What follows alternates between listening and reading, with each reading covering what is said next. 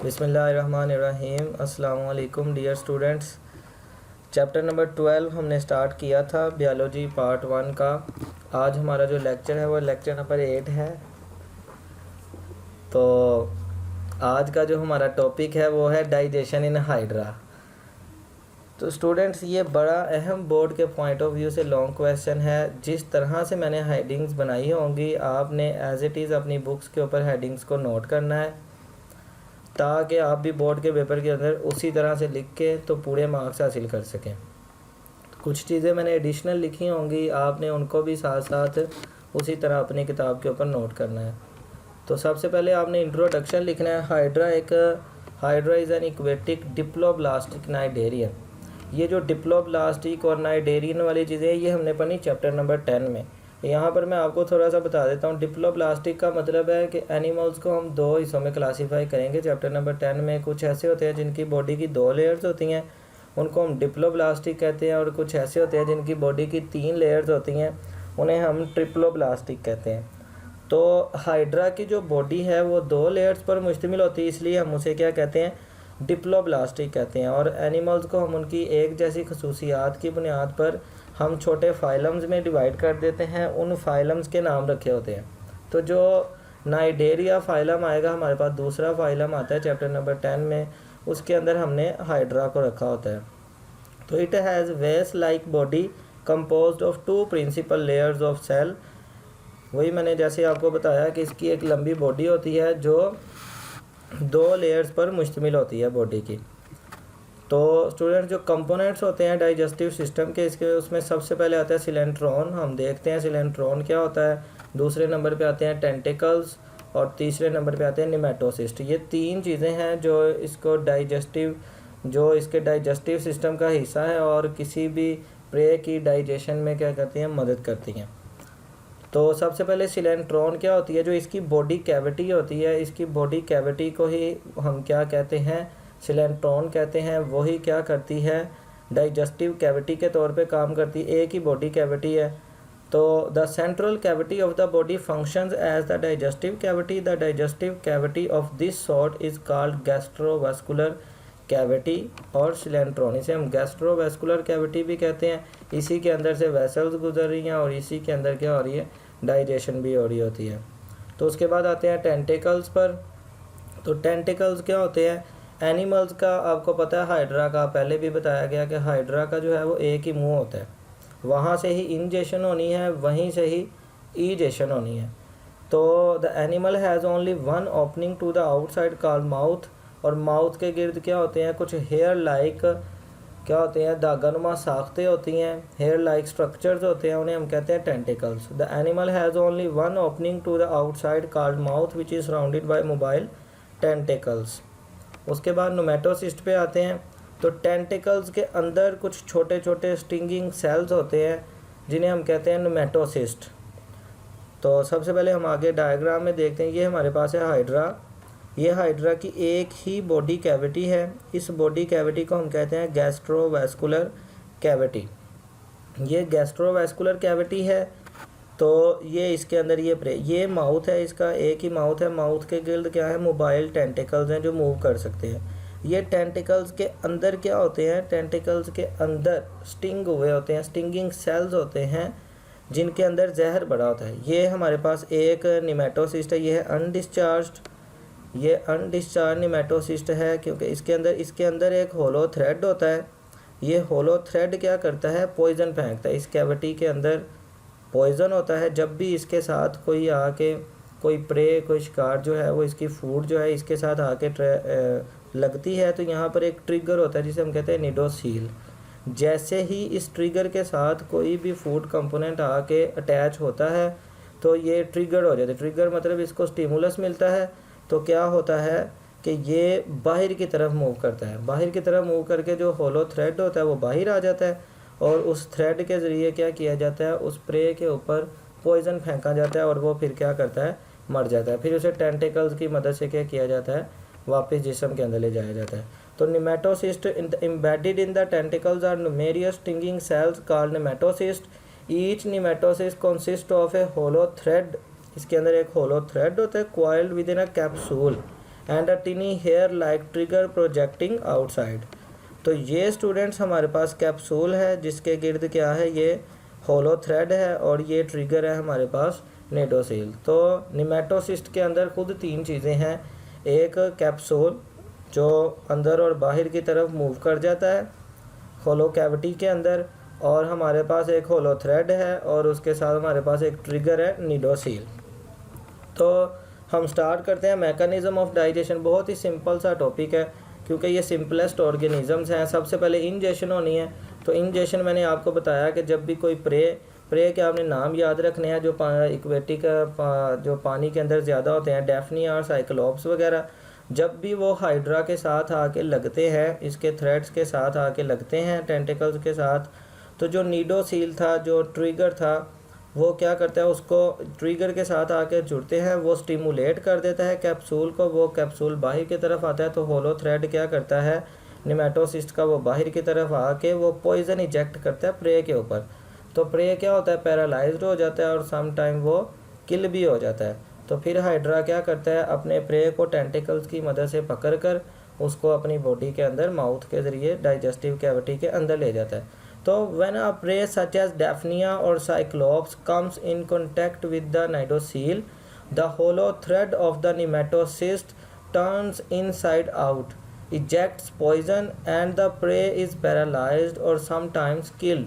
Hydra then grasps its prey with its tentacles and pushes it into the digestive cavity through open mouth. तो उसके बाद digestion और absorption को हम देखते हैं। तो डाइजेशन कैसे होती है स्टूडेंट्स, जो बॉडी की लेयर है उसकी लेयर के अंदर होती है गैस्ट्रोडर्मिस जिसे हम कहते हैं, गैस्ट्रोवैस्कुलर कैविटी, और उसकी जो दीवार होती है उसे हम कहते हैं गैस्ट्रोडर्मिस। वो गैस्ट्रोडर्मिस क्या करती है, अंदर की तरफ जो एंजाइम है वो खारिज करती है। ये स्टूडेंट्स ये है हमारे पास गैस्ट्रोडर्मिस। अब ये हमारे पास प्रे है अंदर, ये गैस्ट्रोडर्मिस बाहर एंजाइम्स खारिज करती है, ये बाहर एंजाइम्स खारिज करती है। तो ज़ाहिर है अब सेल से बाहर एंजाइम जा रहे हैं, मैंने आपको समझाया था, तो एक्स्ट्रा सेलुलर डाइजेशन होगी क्योंकि सेल के अंदर नहीं हो रही है।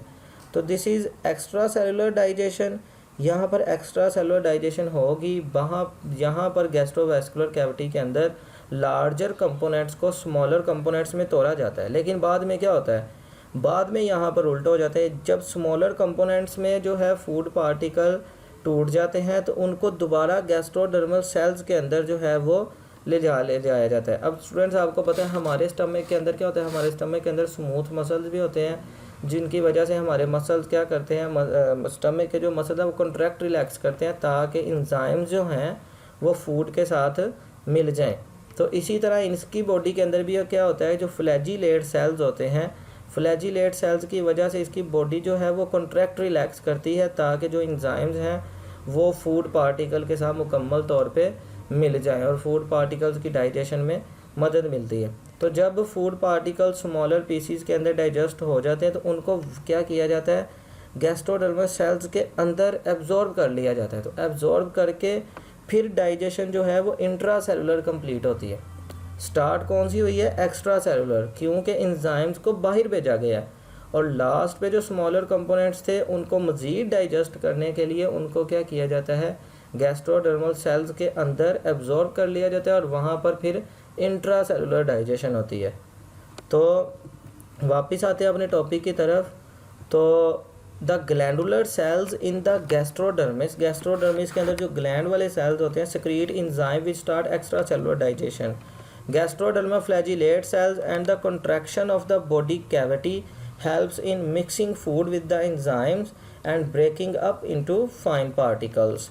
These fine particles are then engulfed by phagocytic action of gastrodermal cells. फिर उनको phagocytosis के ज़रिए क्या किया जाता है, गैस्ट्रोडर्मल सेल्स के अंदर वापस क्या किया जाता है, इंगल्फ कर लिया जाता है। आपको पता है फैगोसाइटोसिस क्या होती है, मेम्ब्रेन को अंदर की तरफ मोड़ के पार्टिकल्स को बॉडी के अंदर सेल के अंदर लेके जाना होता है। तो when digestion is completed, where digestion is completed intracellularly in the digestive vacuole.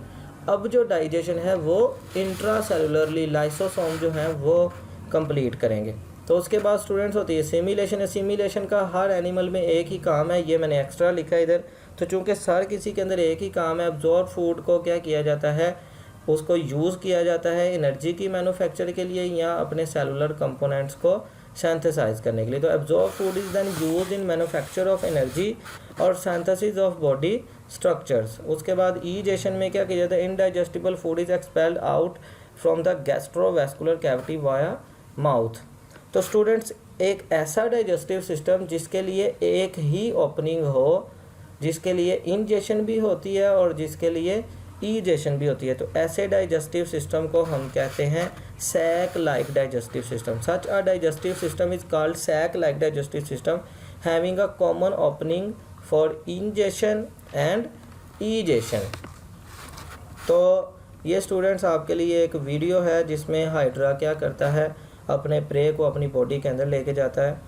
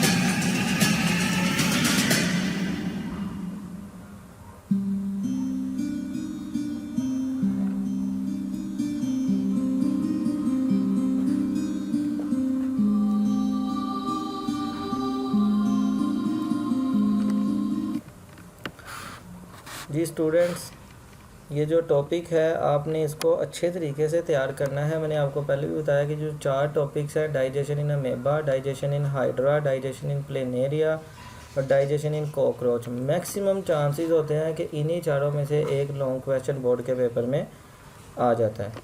Ji students, best of luck and अल्लाह हाफिज़।